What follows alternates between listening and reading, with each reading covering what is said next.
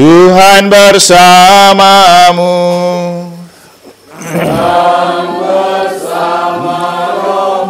Inilah Injil suci menurut Lukas. Dimuliakanlah Tuhan. Tiap-tiap tahun pada hari raya Paskah, orang tua Yesus pergi ke Yerusalem.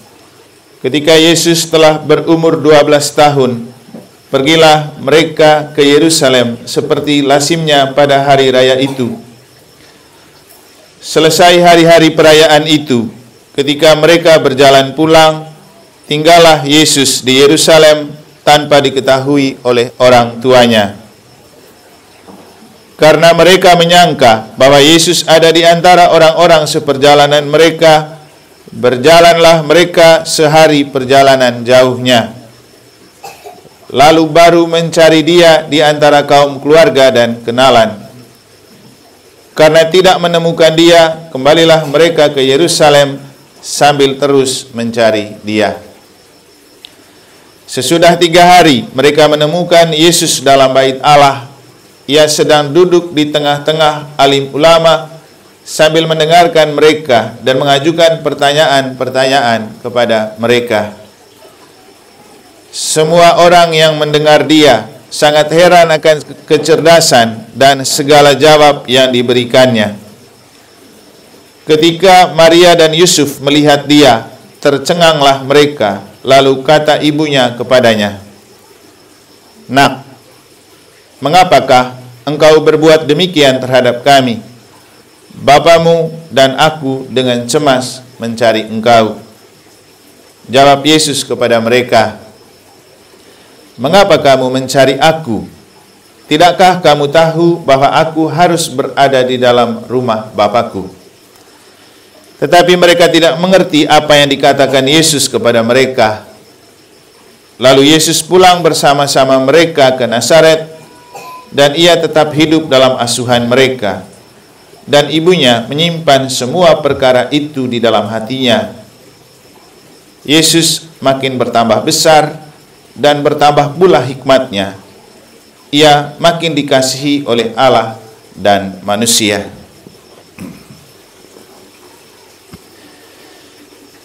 Demikianlah sabda Tuhan. Terpujilah Kristus.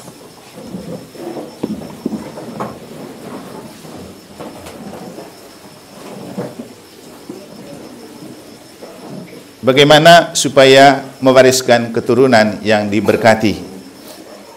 Bapak, Ibu, saudara-saudari, adik-adik dan anak-anak sekalian yang saya kasih dalam Tuhan, kitab Nabi Yesaya dalam bacaan pertama berbicara tentang anak-anak dan cucu yang diberkati. Dan hari ini kita juga mensyukuri rahmat komuni pertama untuk anak dan cucu Kevin. Bagaimana supaya dia menjadi keturunan yang diberkati? Dan bagaimana supaya kita punya anak-anak dan cucu juga selalu diberkati? Inilah yang coba kita maknai dari bacaan suci hari ini saat kita memperingati Santa Perawan Maria punya hati tak bernoda. Kalau yang sudah dengar khotbah tadi pagi di Susteran, saya kasih judul, yang terberkati selalu tersakiti.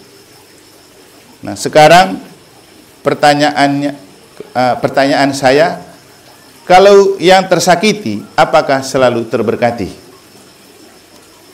Yang terberkati selalu tersakiti. Tapi apakah yang tersakiti akan selalu terberkati?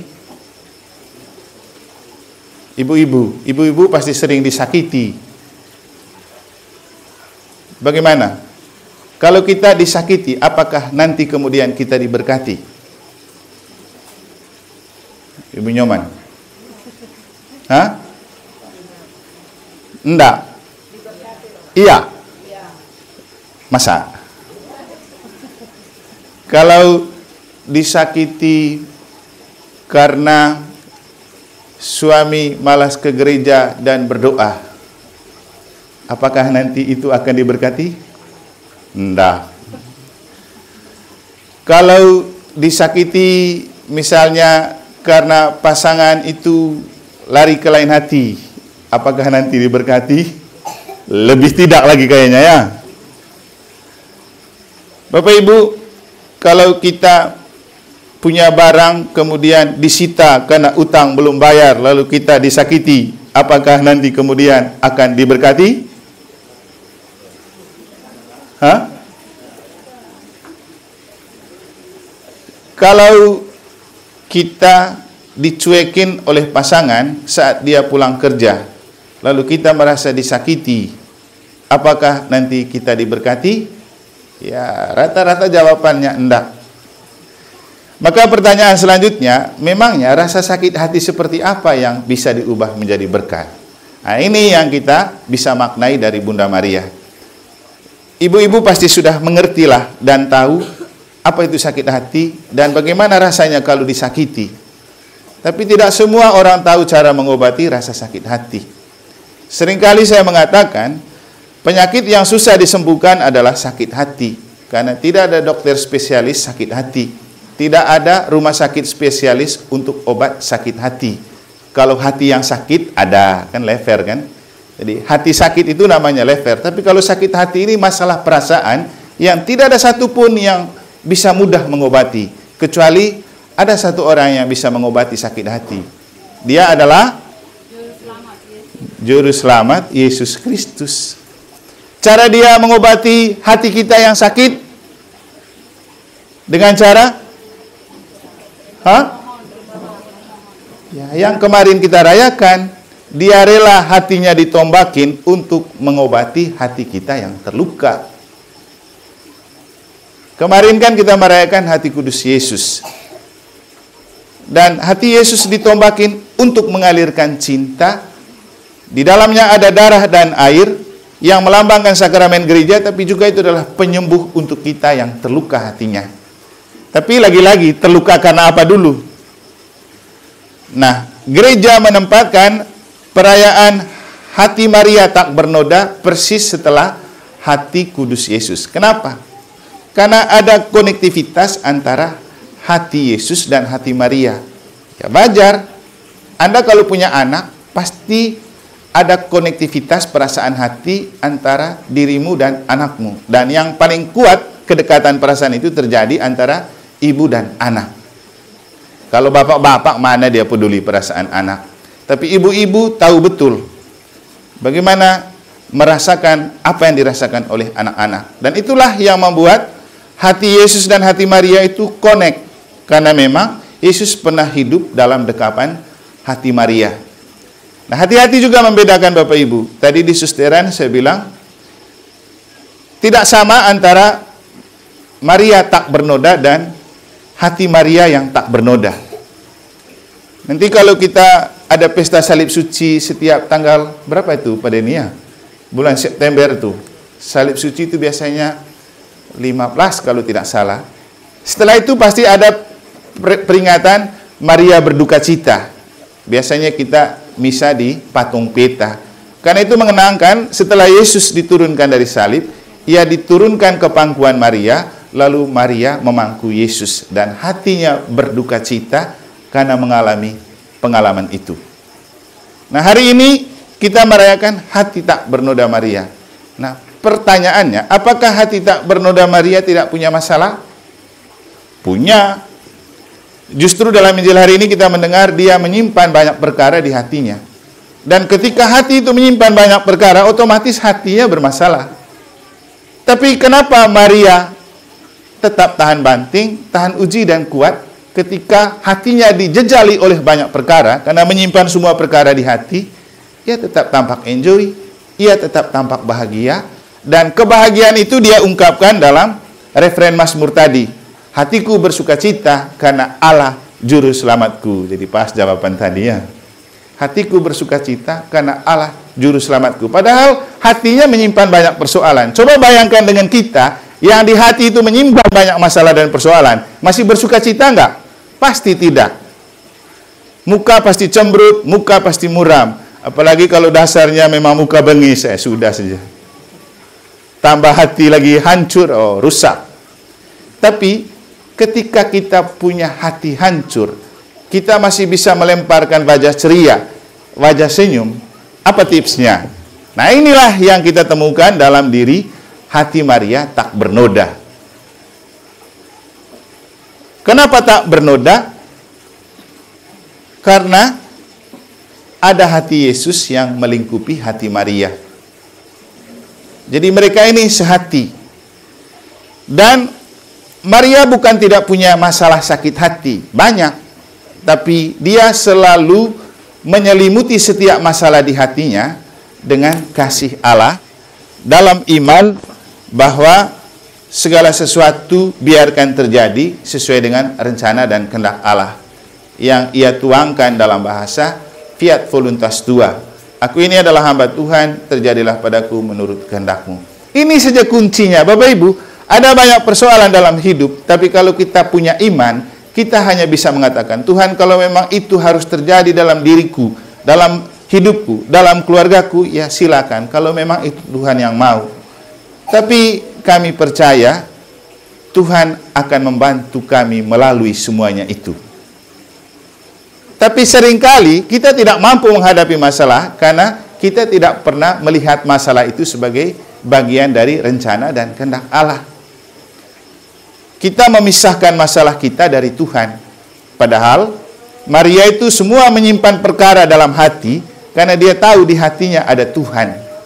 Dan saya rasa Santo Paulus juga pernah berbicara tentang di mana kita menyimpan perkara dan persoalan hidup, yaitu pada Kristus. Ketika Santo Paulus bilang dalam suratnya kepada Filipi, segala perkaraku kutanggungkan di dalam Dia yang menguatkan aku.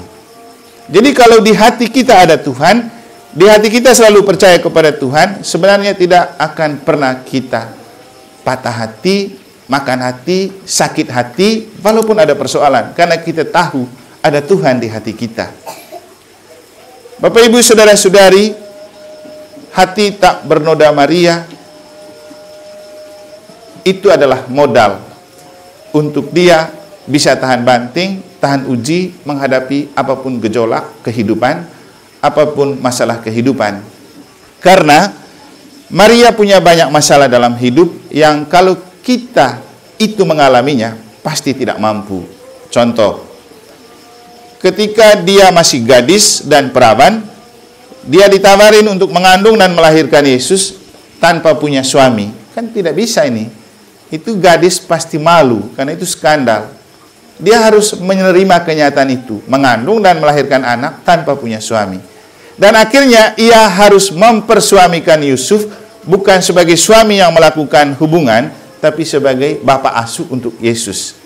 Jadi Maria tidak dapat apa-apa dari Yusuf sebenarnya kalau kita mau lihat dari segi iman. Itu kan menyakitkan untuk seorang perempuan. Masa saya tiba-tiba kandungin anak, saya tidak merasakan apa-apa dari suami? Itu tidak mungkin. Setelah itu, setelah Yesus dikandungi, mau dilahirkan, lahir di kandang hewan lagi. Kan malu untuk seorang perempuan, tidak punya harga diri. Katanya anak Allah, kok lahirnya di kandang hewan. Setelah dilahirkan, ada dalam ancaman pembunuhan Herodes. Lari lagi ke Mesir, jalan jauh itu. Kita kalau pakai bis saja 1 hari 1 malam. Apalagi waktu itu mereka jalan kaki, kalau dari Bethlehem ke Mesir. Setelah kembali ke Bethlehem, nah, ketika umur 12 tahun dalam Injil hari ini, dia dibawa ke Bait Allah. Dan masalah terjadi lagi di situ. Yesus tertinggal di Bait Allah. Mereka sudah berjalan 1 hari. Coba bayangkan, jalan kaki sudah 1 hari. Tiba-tiba Yesus tidak ada. Harus balik lagi. Selama 3 hari cari Yesus tidak dapat. Dan begitu mereka mendapatkan Yesus di Bait Allah, mereka tanya, "Nah, aku dan bapakmu susah mencari engkau." Dengan santai Yesus jawab apa? Kamu ngapain cari saya? Tidakkah kamu tahu aku harus berada di rumah bapakku? Kan menyakitkan itu. Sudah cari setengah mati, jawabnya begitu lagi. Dan di Injil tadi tidak ditulis, di kesempatan lain, Simeon mengatakan, anak ini akan menjadi pedang yang menghunus jiwamu, menghancurkan hatimu. Tapi Maria tidak terpukul. Dan dalam Injil ditulis, ia menyimpan semua persoalan itu dalam hati. Memikul persoalan di hati itu tidak mudah, tapi hanya orang yang di hatinya ada roh, ada Tuhan, dia mampu. Seberat apapun persoalan, dia mampu menghadapi dan memikul, karena dia tahu ia tidak memikul sendiri, ada Tuhan yang membantu memikul. Seringkali saya mengatakan kepada Bapak Ibu, jadi Romo itu bukan tidak punya makan hati, apalagi jadi Romo di negara banyak makan hatinya. Tapi kenapa kemudian kamu lihat, kalau Romonya Romo Eman, ya enjoy saja. Tampak tetap bahagia, ngapain kita ekspresikan kita punya kegalauan hati dalam hidup, dalam ekspresi. Karena kalau kita mengekspresikan itu dalam tampak muka atau kehidupan, nanti orang yang tidak bersalah dengan kita pun kita pasang muka buruk semua. Padahal orang tidak bersalah dengan kita, orang tidak punya masalah dengan kita, hanya karena kita sedang disakiti dan dilukai dan makan hati dengan orang, lalu siapapun yang kita jumpai, kita pasang muka buruk. Untung kalau dasarnya agak baik, kalau dasarnya buruk, tambah parah. Tapi kalau agak ganteng seperti Romo Eman kan susah juga lihat muka buruknya ya. Walaupun bermaksud tampakkan muka buruk, tapi susah juga menemukan. Bukan karena tampangnya, tapi karena aku tidak seorang diri, kan gitu. Ini ada ini. Jadi Bapak Ibu Saudara-saudari, Maria punya banyak persoalan, tapi Maria bisa mengubah kegalauan hati menjadi rahmat. Nah, coba kamu lihat, setelah dia mendapat kabar gembira dari malaikat Gabriel, walaupun awalnya galau, dia kemudian mengunjungi Elizabeth. Apa yang terjadi? Elizabeth sangat berbahagia melihat tampak Maria. Sampai dia bilang, begitu salammu sampai ke telingaku, anak yang di dalam rahimku melonjak kegirangan. Itu kan rasa bahagia karena melihat tampak Maria. Padahal dia punya persoalan. Lalu setelah Elizabeth mengakui, hatiku bersuka cita dan bayi dalam rahimku melonjak kegirangan mendengar sapaanmu di pintu. Aku dan bayiku melonjak kegirangan. Lalu Maria bilang apa? Hatiku bersuka cita karena Allah penyelamatku. Jiwaku bersorak-sorai dalam Magnificat Maria. Jadi yang terjadi bukan lagi kegalauan hati, tapi sukacita dan kebahagiaan bersama. Jadi begitu cepat diubah. Nah, kembali ke kita. Bapak Ibu, persoalan sakit seperti apa yang terberkati? Kalau misalnya Oma Lakavolo sering disakiti dan dilukai karena tingkahnya Bapak Yos Lakavolo, tapi tetap setia untuk ke gereja dan berdoa, itu maksudnya. Disakiti tapi terberkati. Kemudian, nah, Oma Yos Lakavolo kan merasakan menjadi seorang yang terberkati kan? Walaupun Bapak Yos sudah meninggal, tetap merasa diberkati. Kenapa? Ada anak-anak dan sekarang cucunya juga komuni pertama. Dan beliau satu-satunya oma yang paling rajin buat misa di rumahnya. Karena merasa diberkati. Hari ini juga tidak kita duga, kalau hari ini itu peringatan Santa Perawan Maria, hati tak bernoda. Lalu kemudian saya mengerti, oh bagus juga misa di sana. Karena ada gua Maria juga. Jadi kita misanya cocok. Ya, semua sudah Tuhan atur. Jadi kalau kita menjadi orang yang terberkati, pasti sering disakiti. Seperti Bunda Maria. Makanya kemarin saya bilang apa? Jadi pelayan Tuhan, jadi anak kesayangan Tuhan, jangan takut disakiti dan dilukai oleh orang lain. Karena ada banyak berkat yang Tuhan siapkan kepada kita, di balik rasa sakit yang orang buat untuk kita, kalau kita loyal dan total terhadap Tuhan dan gereja. Tapi kalau kita sakit hati karena kita malas, karena kita iri, karena kita benci, karena kita cemburu, tidak terberkati. Tapi kalau kita sakit hati karena kita mau loyal dan total terhadap Tuhan, gereja, dan sesama, itu yang terberkati. Seperti Bunda Maria. Ketika dia disakiti karena dia loyal dan total untuk memelihara Yesus, itu yang membuat dia terberkati. Jadi Maria lalu kemudian menjadi perempuan yang penuh rahmat. Jadi salam Maria penuh rahmat, Tuhan sertamu, terpujilah engkau di antara wanita dan terpujilah buah tubuhmu Yesus. Santa Maria Bunda Allah, doakanlah kami yang berdosa ini sekarang dan waktu kami mati. Amin. Jadi penuh rahmatnya dan menjadi perempuan yang terberkati dan satu-satunya orang yang kemudian diangkat oleh Yesus ke surga. Jadi kalau mau menjadi terberkati, siap untuk disakiti. Tapi kalau jadi orang yang tersakiti, jangan berharap selalu diberkati. Karena kau sakit karena apa? Dan sakit hati untuk apa? Kemarin saya bilang kalau para ketua lingkungan, pengurus KBG merasa sakit hati karena melayani umat, lalu umat tetap bengkung, tidak peduli, atau membangkang, itu yang mendatangkan rahmat. Tapi kalau kita makan hati bodoh karena iri, cemburu, dendam, itu tidak akan ada rahmat. Kembalinya Bapak Ibu Saudara-saudari, kita pasti punya persoalan di setiap hati. Hati kita pasti memikul banyak beban dan perkara hidup. Itu namanya manusia, itu namanya kehidupan. Tapi kalau Anda mau tetap kuat, tahan banting, tahan uji, dan tetap enjoy di tengah penderitaan, balutlah hatimu dengan hati tak bernoda Maria, balutlah hatimu dengan hati kudus Yesus. Jadi kalau mau hatimu tahan banting, tahan uji, mampu memikul persoalan, menghadapi persoalan, dan melampaui segala persoalan, balut hatimu dengan hati kudus Yesus dan hati tak bernoda Bunda Maria. Yesus rela dilukai hatinya untuk menyembuhkan hati kita yang terluka. Terluka karena Tuhan, terluka karena pelayanan dalam gereja, terluka karena kita mencintai orang dengan tulus. Yang kemarin saya bahasakan dengan bahasanya John Powell, cinta sejati harus sampai hati terluka. Kalau belum sampai terluka hati kita, kita belum punya cinta sejati. Bapak Ibu dalam hidup perkawinan, kalau disakiti sampai hati terluka oleh pasangan, itu namanya cinta sejati. Tapi kalau tidak pernah dilukai dan saling melukai, Anda belum sampai pada cinta sejati. Karena apa? Kalau hati tidak luka, kasih tidak mengalir. Seperti hati Yesus, kalau tidak ditombakin dan tidak dilukai, tidak ada kasih yang mengalir dari dalamnya. Justru karena dicoret dan dilukai, baru mengalirlah darah dan air dari hatinya, simbol sakramen gereja, simbol kasih sejati. Jangan takut untuk dilukai, yang penting Anda tetap membalut hatimu dengan hati kudus Yesus dan hati Bunda Maria. Semoga Tuhan memberkati.